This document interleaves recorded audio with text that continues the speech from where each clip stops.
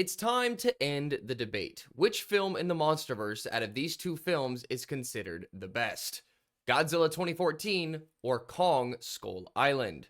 Now, at the end of the day, regardless of which one you go with, it's not the wrong answer. I am personally biased to Godzilla 2014, that's what I grew up with, but that doesn't mean I don't like Kong Skull Island. As a matter of fact, I think it's better than Peter Jackson's by a long shot. Maybe not in terms of the Skull Island itself, but in terms of a movie, yeah. So first, let's talk about direction and filmmaking. Now, for Godzilla 2014, it is shot as more of a disaster/war film more than anything else, making it really grounded, dark, to the point, showing us that Titans exist, Godzilla's here to stay, and shit is not pretty. Kong Skull Island, on the other hand, is shot like an action adventure. Bright colors, wide daylight shots, monsters are shown consistently, all the things you want when it comes to a film that is quite literally based around monsters. I would say in terms of both films and their film styles, Kong Skull Island kind of gives it to you immediately because it's right there in your face and it gives the fans what they want. So in terms of that, I'm saying Kong Skull Island wins. Now, as for artistic restraint, I would probably give that to Godzilla. Now, for monster presentation on the screen, that one should be pretty obvious. Some might say it's Godzilla, but I'm led to believe it's actually Kong. Godzilla, in the entirety of his own film, which I think is insane, and this is consistent throughout the Monsterverse, which I don't fully understand, is he shows up for 11 minutes in Godzilla 2014, while Kong shows up throughout the entire film. Hell, the Mutos get more screen time than Godzilla. What are we doing? The final fight is mostly at night, and it has a bunch of cutaways, very dark, gritty, to the point, halo jump, you know how that all plays out. Godzilla in this film feels ancient, unstoppable, something that nobody has been able to deal with before. The strength with that is that every appearance of Godzilla feels important, but its biggest weakness is that viewers feel teased too often. As for Kong, he's more expressive. He can express himself through his actions and quite literally ASL, although he doesn't do that in this film. Later on in different films, he does that. You also see him fight multiple creatures in the daylight, different varieties at its most basic level, and Kong evolves emotionally over the film. The strength of this is you actually get to bond with Kong as an audience member, and the weakness is there's a less awe-related feeling as opposed to Godzilla seeing him as a godlike figure in the film. Now, human characters. This one is very difficult. Godzilla. That lineup was stacked. Aaron Taylor Johnson, Bryan Cranston, Elizabeth Olsen.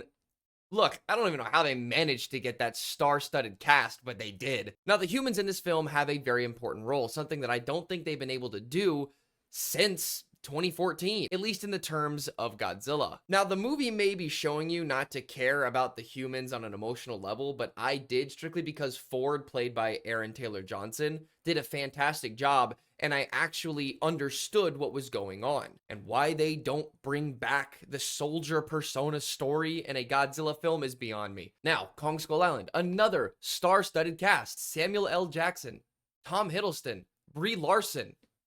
Where are you? Like, how? Now, this cast has a bunch of different personalities. Samuel L. Jackson gives us an antagonist arc, something we have seen before, but not to this extent. Maybe a little bit dumbed down, but it's its own thing, and Samuel L. Jackson does an amazing job in that role. John C. Reilly adds heart to the entire cast as well as his own character, and the characters themselves drive the plot home instead of just react to it. Unlike with Godzilla with some of the characters, these characters in Kong Skull Island feel purposeful and memorable. So I gotta say, I think Kong Skull Island comes a little bit ahead of Godzilla here, but it's like really damn close. Next, themes, pacing, symbolism, and action. Godzilla, nature versus human arrogance, nuclear power as creation and destruction. Humanity is literally insignificant in a cosmic ordeal, and Godzilla, as we know, based off of the Monsterverse, is the balancer of everything.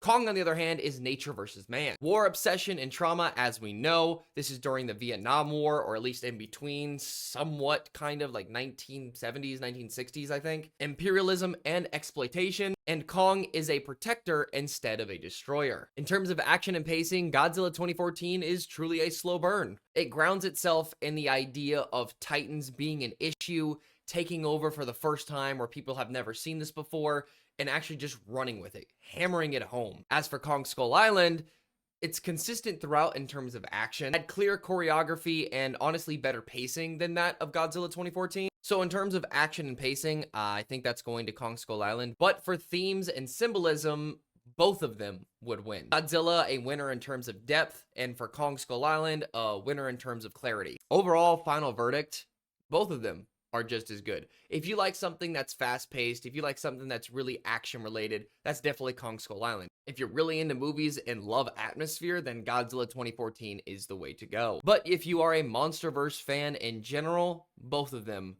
are for you. Did that really answer the question? Well, I guess you can kind of assume that Kong Skull Island would probably be a better film, strictly in terms of how it plays out. But at the end of the day, I'm still saying Godzilla 2014. But we can all collectively agree that King of the Monsters, although it had a lot of monsters in it, no. Just no.